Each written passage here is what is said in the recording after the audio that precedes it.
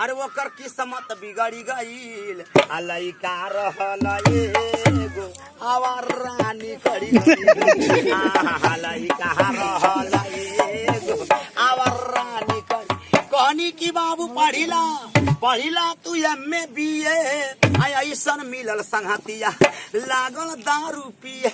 लड़के के समाज ही जिंदगी है। कोई अच्छा समाज पकड़ लेगा लड़का कामयाब हो जाएगा और गलत समाज पकड़ लेगा जिंदगी उसका बर्बाद हो जाएगा। पहले बात संघर्ष से होता है, कुछ संघर्ष उड़ जाए और बांस फांस मिश्री एक भाभी का।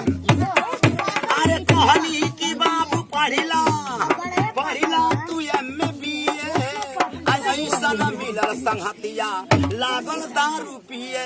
अरे छोड़ के पढ़ाई लिखाई और नाचे में निकल गईल आ लइका रहल एगो आवार रानी करी गई। तब के जमाना में शहर बदनाम रहे, अब तो गाँव में सुनात बा भैया शहर से बिगड़ल देहात बा। अब के छात्र लोग के पढ़े के ना इच्छा, बगल में मोबाइल धके होता परीक्षा।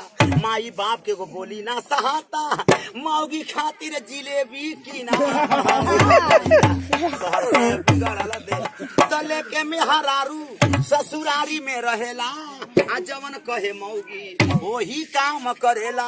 अरे माटी में मिला कर इज्जत आउ घर से बिचली गईल आ लइका रहल एगो आवार रानी करी गई। देखभाल धनौजी के हई गवैया हमरे गीतिया के बहु सुनवैया खैया समोसा भोजौली वाला तोहरा चरा पर लिख दी है गीत देखभाल धनौजी वाला। अच्छा भैया।